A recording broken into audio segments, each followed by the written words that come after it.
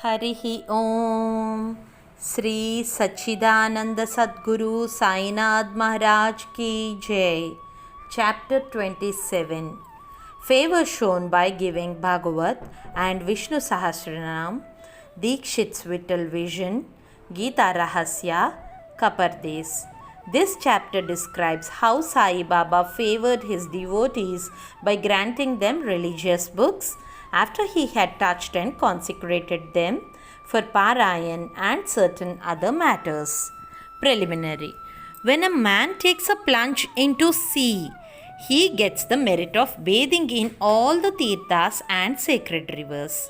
Similarly, when a man takes refuge at the feet of the Sadguru, he gets the merit of bowing to the Trinity, that is Brahma, Vishnu and Mahesh, and also Parabrahma.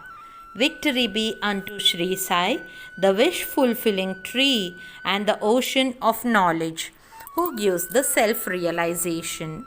O Sai, create in us reverence for your stories. Let the readers and audience devour them with the same relish with which the chatak bird drinks the water from the clouds and becomes happy. While listening to your stories, let them and their families get all the true and pious emotions. Let their bodies perspire. Let their eyes be full of tears. Let their breath be steady. Let their minds be composed. Let their hair stand on end. Let them cry, sob, and quiver. Let their hostilities vanish. When these things happen, that is a sign of the grace of the Guru dawning upon them.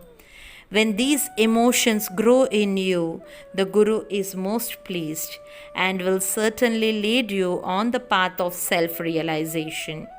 The best way, therefore, to get free from the shackles of Maya is our complete and wholehearted surrender to Baba. The Vedas cannot take you across the ocean of Maya. It is only the Sadguru who can do so and make you see the God in all creatures. Granting consecrated book. The various methods of imparting instructions followed by Baba have already been noticed in the previous chapters. In this, we shall deal with one aspect of it. It was the habit of some devotees to take to Baba some religious books of which they wanted to make a special study and to receive the same back from him after they were touched and consecrated by him. While reading such books daily, they felt that Baba was with them. Once Kaka Mahajani came to Shirdi with a copy of Ekanadi Bhagavat. Shama took this book to read in the masjid. There, Baba took it from him, touched it, and turning some pages here and there, gave it back to Shama and asked him to keep it with him. When Shama said that it belonged to Kaka and had to be returned to him, "No, no," replied Baba. "As I have given it to you, you better keep it. It will be of use to you." In this way, many books were entrusted to Shama. Kaka Mahajani, after a few days, came again with another copy of the same Bhagavat and gave it to Baba's hand. Then Baba gave it back as prasad and asked him to preserve it well and assured him that it would stand him in good stead. Kaka accepted it with reverence. Shama and Vishnu Sahasranam. Shama was a very intimate devotee of Baba, and Baba wanted to favor him in a particular way by giving him a copy of Vishnu Sahasranam and Prasad. This was done in the following way. Once a Ramadasi, the follower of Saint Ramadas, came to Shirdi and stayed there for some time. The routine he followed daily was as follows. He got up early in the morning, washed his face, bathed, and then after wearing saffron colored clothes and besmearing himself with sacred ashes, read Vishnu Sahasranam and Adhyatma Ramayan with faith. He read these books very often. After some days, Baba thought of favoring and initiating Shama with Vishnu Sahasranam. He therefore called the Ramadasi to him and said to him that he was suffering from intense stomach pain, and unless he took senna pods or the sonamukhi, the pain would not stop. So he should please go to the bazaar and bring the drug. The Ramadasi closed his book and went to bazaar. Then Baba came from his seat to Ramadasi's place of reading and took the copy of Vishnu Sahasranam, and after coming back to his seat said to Shama, Shama, this book is very valuable and efficacious, so I present it to you. You read it. Once I suffered intensely and my heart began to palpitate and my life was in danger. At that critical moment, I hugged this book to my heart. And then, Shama, what a relief it gave me. I thought that Allah Himself came down and saved me. So I give this to you. Read it slowly, little by little. Read daily one name at least, and it will do you good. Shama replied that he did not want it, and that the owner of it, the Ramadasi, who was a bad-tempered, obstinate and irritable fellow, would certainly pick up a quarrel with him. Besides, being a rustic himself, he could not read distinctly the Sanskrit text of the book. Shama thought that Baba wanted to set him up against the Ramadasi by this act of his, but he had no idea what Baba felt for him. Baba must have thought to tie this necklace of Vishnu Sahasranam round the neck of Shama, as he was an intimate devotee, though a rustic, and thus save him from the miseries of worldly existence. The efficacy of God's name is well known. It saves us from all sins and bad tendencies, frees us from the cycle of births and deaths. There is no easier sadhana than this. It is the best purifier of our mind. It requires no paraphernalia and no restrictions. It is easy and so effective. This sadhana Baba wanted Shama to practice, though he did not crave for it. So Baba forced this on him. It is also reported that long ago Eknath Maharaj similarly forced this Vishnu Sahasranam on a poor Brahmin neighbor and thus saved him. The reading and study of this Vishnu Sahasranam is a broad, open way of purifying the mind, and hence Baba thrust this on his devotee Shama. The Ramadasi returned soon with the senna pods. Anna Chinchanikar, who was then present and wanted to play a part of Narad, informed him of what had happened. The Ramadasi at once flared up. He came down at once on Shama with full fury. He said that it was Shama who set Baba to send him away under the pretext of stomachache for bringing the medicine, and thus took away the book. He began to scold and abuse Shama and remarked that if the book was not returned, he would dash his head. Shama calmly remonstrated with him, but in vain. Then Baba spoke kindly to him as follows. O Ramadasi, what is the matter with you? Why are you so turbulent? Is not Shama our boy? Why do you scold him unnecessarily? How is it that you are so quarrelsome? Can you not speak soft and tender words? You read these sacred books daily, and still your mind is agitated and your passions uncontrolled. What sort of a Ramadasi are you? You ought to be indifferent to all things. Is it not strange that you should possess this book so strongly? A true Ramadasi should have no mamata, but samata towards all. You are now quarreling with Shama for a mere book. Go, take your seat. Books can be had in plenty with money, but not men. Think well and be considerate. What worth is your book? Shama had no concern with it. I took it up myself and gave it to him. You know it by heart. I thought Shama might read it and benefit thereby. and so I gave it to him." How sweet were these words of Baba, soft, tender, and nectar like. Their effect was wonderful. The Ramadasi calmed down and said to Shama that he would take Pancharatna Gita in return. Shama was much pleased and said, "Why one? I shall give you 10 copies in return." So the matter was ultimately settled.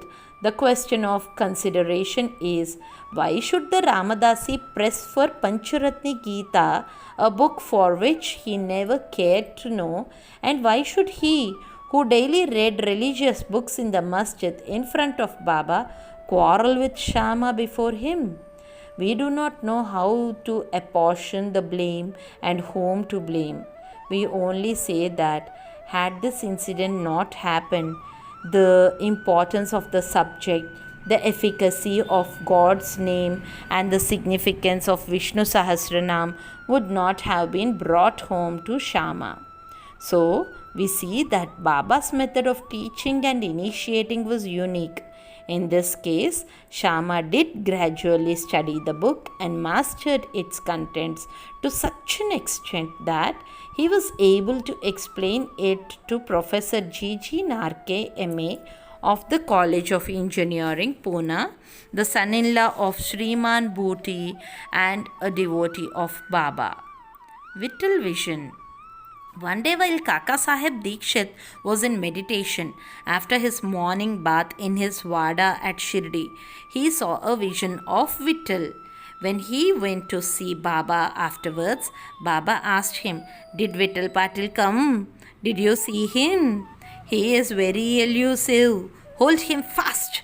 Otherwise, he will give you the slip and run away." Then at noon, a certain hawker came there with 20 or 25 pictures of Vittal of Pandharpur for sale.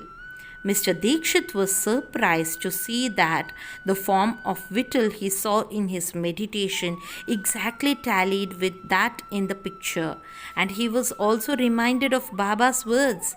He therefore bought one picture most willingly and kept it in his shrine for worship.